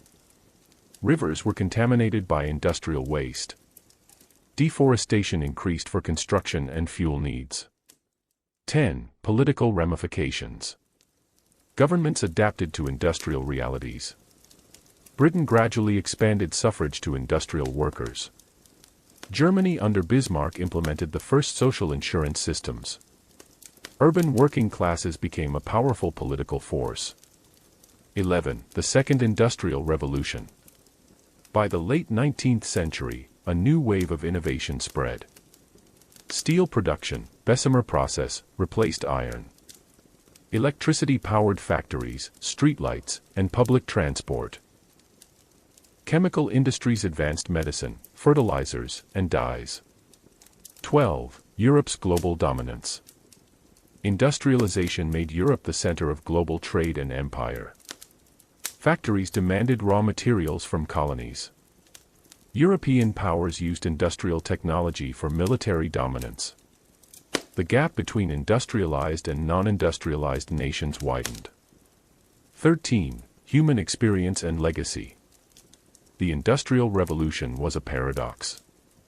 It lifted millions out of rural poverty while creating new urban hardships. It fostered innovation but also environmental degradation. It set the foundation for the modern industrial capitalist economy. The Industrial Revolution was not just a technological shift, it was a total transformation of society. By altering work, cities, economies, and even the environment, it created the framework for the Europe we recognize today. Part 17, 19th Century Nationalism, Unification, Revolution, and Imperialism. The 19th century was a time when the political map of Europe was transformed by the forces of nationalism. Emerging from the Enlightenment ideals, the upheavals of the French Revolution, and the reorganization of Europe after the Napoleonic Wars, nationalism became a powerful ideology that reshaped countries, inspired revolutions, and fueled imperial ambitions. 1. The roots of nationalism. The seeds of nationalism were planted during the French Revolution, 1789 to 1799. Ideas of popular sovereignty and self-determination spread. Napoleonic era. While Napoleon's empire dominated much of Europe, it also awakened a sense of cultural identity in conquered regions. Romanticism. Intellectuals and artists celebrated folk traditions, language, and historical heritage. 2. Nationalism and the Congress of Vienna. After Napoleon's defeat in 1815, the Congress of Vienna aimed to restore old monarchies and prevent revolution. However, borders were drawn without regard for ethnic or cultural unity. Suppression of liberal and nationalist movements often backfired, making them stronger. 3. Revolutionary waves of 1820, 1830, and 1848. Nationalism and liberalism often went hand in hand. 1820 revolts. In Spain, Italy, and Greece, insurgents demanded constitutional reforms and independence. 1830 revolutions. France's July Revolution ousted Charles X, Belgium gained independence from the Netherlands, Polish uprisings challenged Russian rule. 1848 revolutions. The springtime of nations swept Europe, with uprisings in France, Austria, Italy, and Germany. While most were crushed, they left a legacy of reform. 4. Unification of Italy. The Italian peninsula had been fragmented into kingdoms and duchies for centuries. Giuseppe Mazzini inspired nationalist movements with his vision of a unified republic. Count Camillo di Cavour of Piedmont, Sardinia used diplomacy to weaken Austrian influence. Giuseppe Garibaldi led the famous expedition of the Thousand to unite southern Italy. By 1871, Italy was unified under King Victor Emmanuel II, though Rome and Venice were only added later. 5. Unification of Germany. German-speaking lands were divided into dozens of states under the German Confederation. Otto von Bismarck, Chancellor of Prussia, used a policy of realpolitik to achieve unification. 3 wars paved the way. Danish War, 1864. Austro-Prussian War, 1866. Franco-Prussian War, 1870–71. In 1871, the German Empire was proclaimed in the Hall of Mirrors at Versailles. 6. Nationalism in Eastern Europe. Poland remained partitioned among Russia, Prussia, and Austria, but uprisings kept its identity alive. Hungary pushed for autonomy within the Austrian Empire, leading to the Austro-Hungarian Compromise of 1867. Balkan nationalism grew under Ottoman decline, especially among Serbs, Bulgarians, and Romanians. 7. The role of culture and language. Language became a core identity marker. Nationalist movements emphasized teaching native languages in schools. Folk songs, literature, and histories were collected to preserve heritage. Intellectuals argued that political unity should reflect cultural unity. 8. Nationalism and imperialism. By the late 19th century, nationalism intertwined with imperial ambitions. Industrial powers sought colonies for resources and prestige.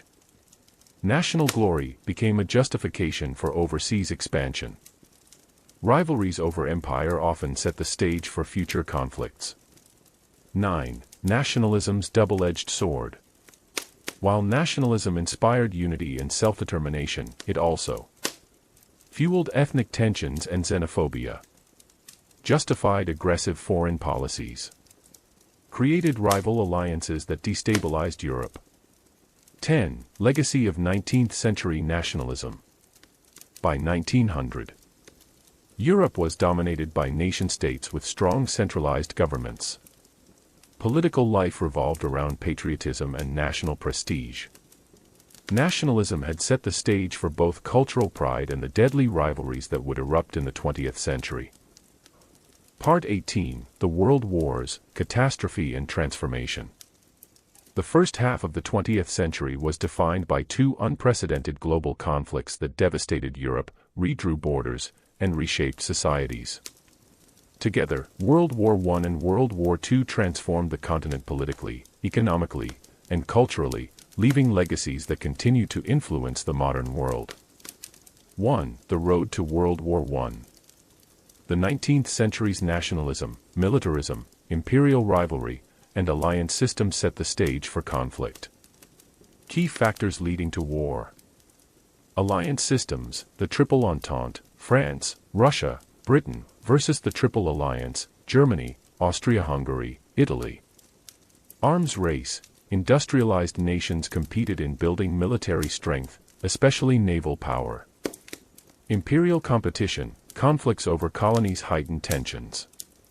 Nationalist flashpoints: the Balkans, known as the powder keg of Europe, saw rising ethnic tensions under Ottoman decline.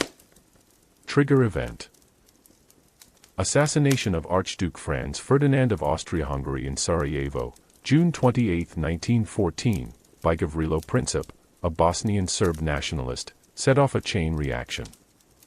2. World War I, 1914 to 1918. Early war and trench stalemate.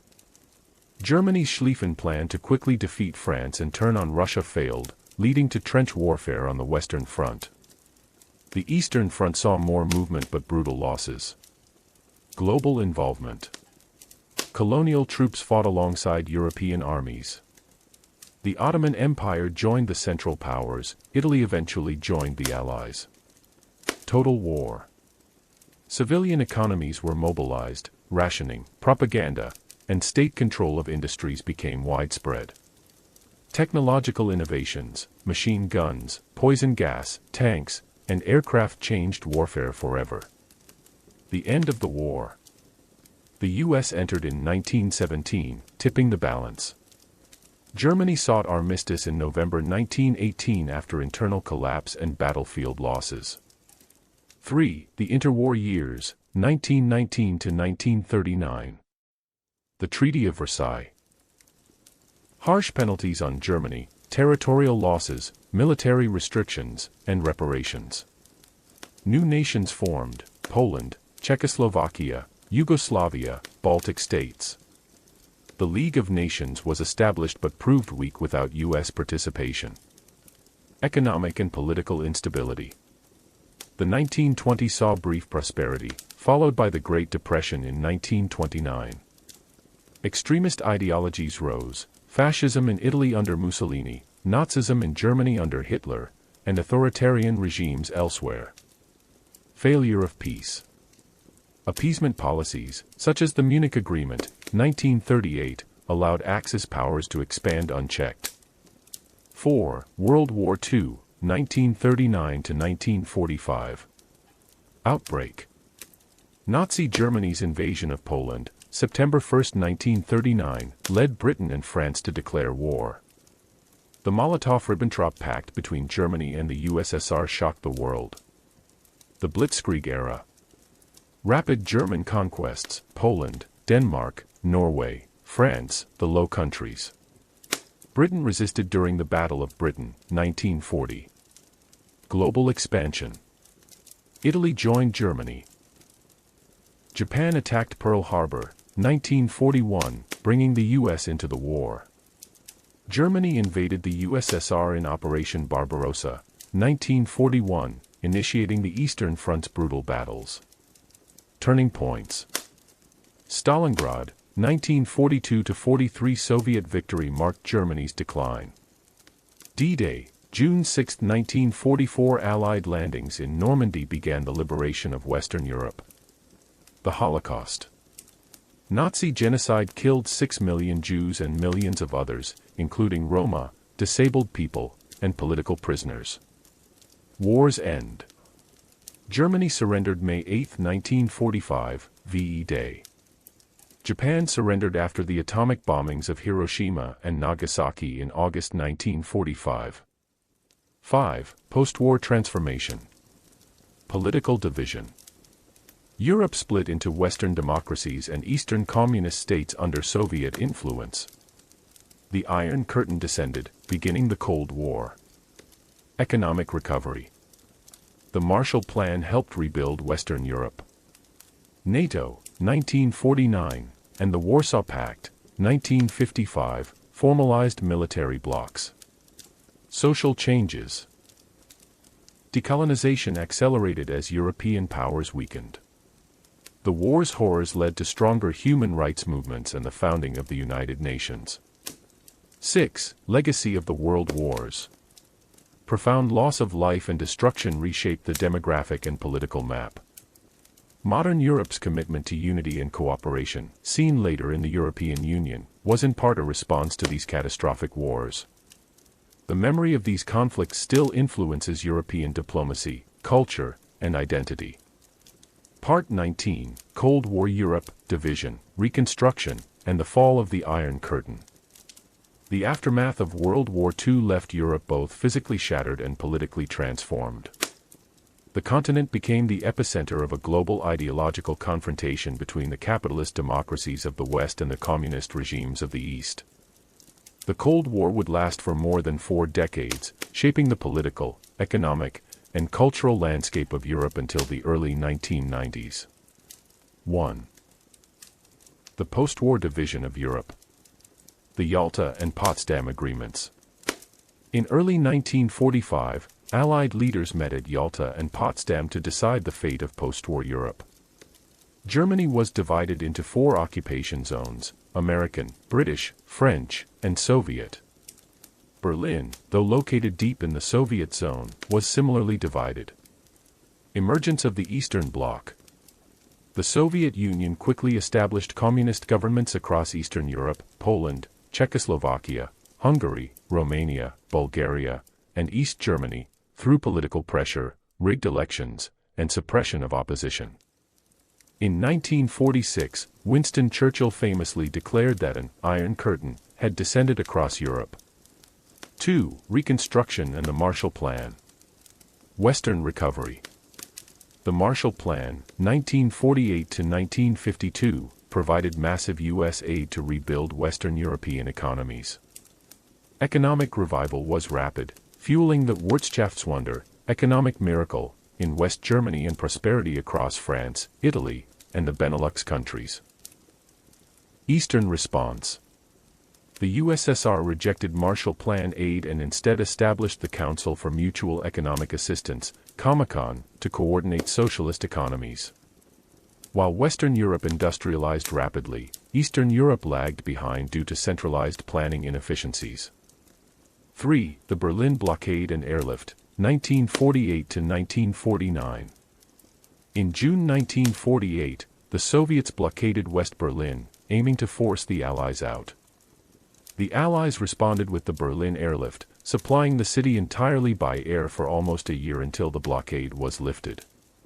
The crisis solidified the division between East and West Germany. 4. NATO, Warsaw Pact, and military standoff. Formation of alliances. NATO was formed in 1949 as a defensive alliance of Western nations. The Warsaw Pact, 1955, united Eastern Bloc militaries under Soviet leadership.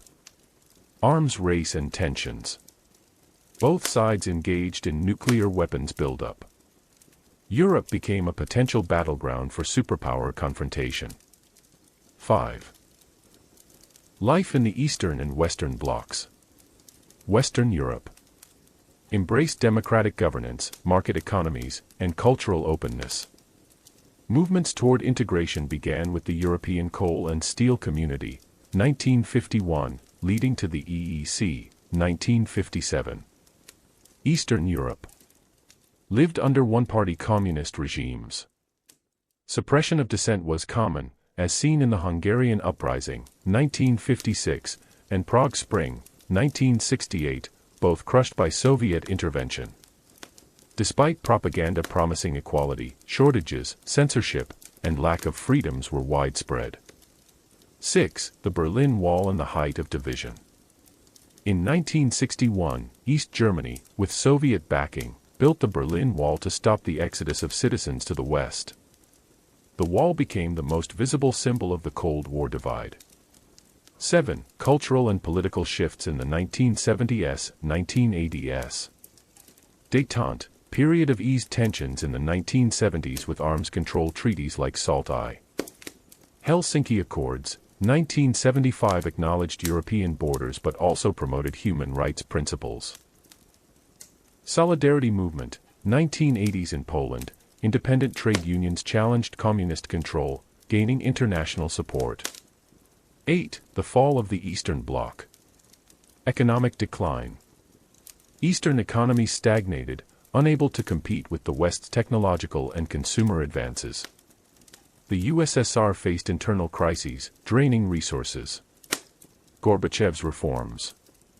Soviet leader Mikhail Gorbachev introduced glasnost, openness, and perestroika, restructuring, loosening authoritarian control. Soviet unwillingness to use military force in the late 1980s emboldened reformers. 1989, the year of revolutions. Peaceful revolutions swept Eastern Europe. Poland legalized solidarity and held free elections. Hungary opened its border to Austria. East Germans protested en masse, leading to the fall of the Berlin Wall on November 9, 1989. Within months, communist governments collapsed across the region. 9. The end of the Cold War. Germany reunified in 1990. The Warsaw Pact dissolved in 1991. The Soviet Union itself disintegrated in December 1991, ending the Cold War era. 10. Legacy of the Cold War in Europe. The divide left economic, political, and cultural scars still visible today. NATO expanded eastward, integrating many former Eastern Bloc countries. Post-Cold War Europe faced the challenge of balancing unity with national sovereignty. Part 20. Contemporary Europe, Integration, Culture, and Challenges in the Modern Era. The Cold War's end in 1991 marked a new chapter for Europe. The continent shifted from decades of ideological division to a period of rapid integration, cultural exchange, and political transformation. However, new challenges emerged: economic crises, migration pressures, nationalist movements, and shifting geopolitical realities. 1. Europe after the Cold War.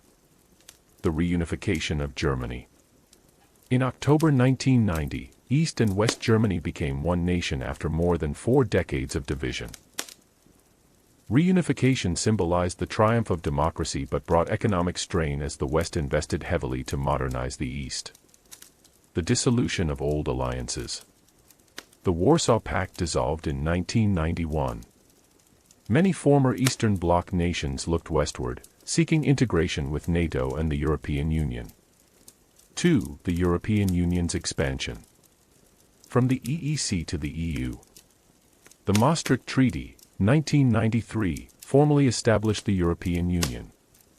Goals expanded beyond economics to political unity, environmental policy, human rights, and defense cooperation. Wave of enlargement. Between 2004 and 2013, the EU admitted 13 new members, including former communist states like Poland, Hungary, and the Baltic nations. Integration required adopting EU law, democratic governance, and market economies. The euro. Launched in 1999, non-cash, and 2002, cash, the euro became a common currency for much of the continent. It facilitated trade and travel but tied economies together, making crises in one country affect others.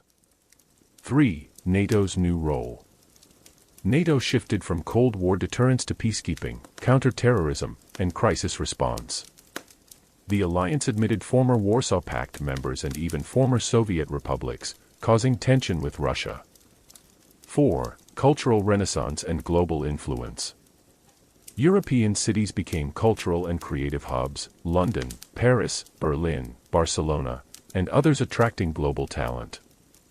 The Schengen Agreement allowed passport-free travel across much of the EU, deepening a shared European identity.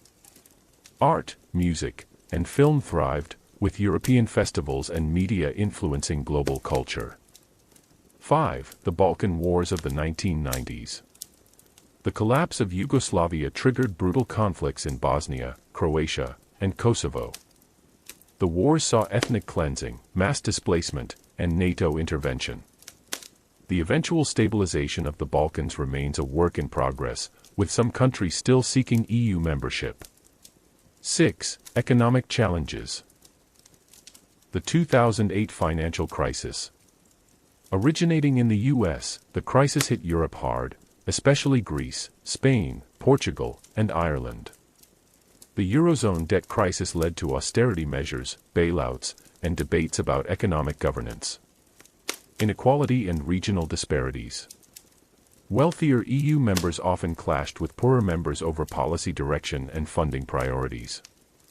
7. Migration and demographic change. Conflicts in the Middle East and Africa, along with economic migration, brought millions to Europe. While migration enriched cultures and economies, it also fueled political debates and far-right movements. 8. Brexit, the UK's departure from the EU. In a 2016 referendum, the UK voted to leave the EU. Brexit formally occurred on January 31, 2020, marking the first time a member state left.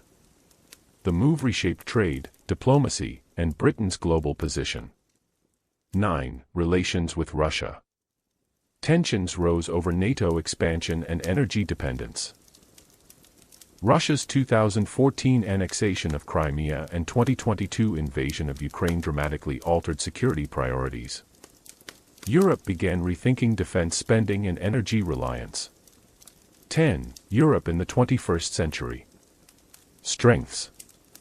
The EU remains one of the largest economies in the world. Cultural diversity and heritage draw millions of tourists each year. Strong emphasis on human rights, environmental policy, and technological innovation.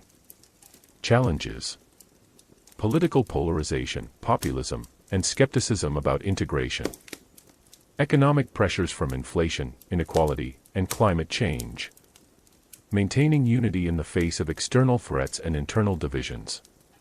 11. Looking ahead. Europe's future will be shaped by deepening integration versus reassertion of national sovereignty. Balancing multiculturalism with social cohesion.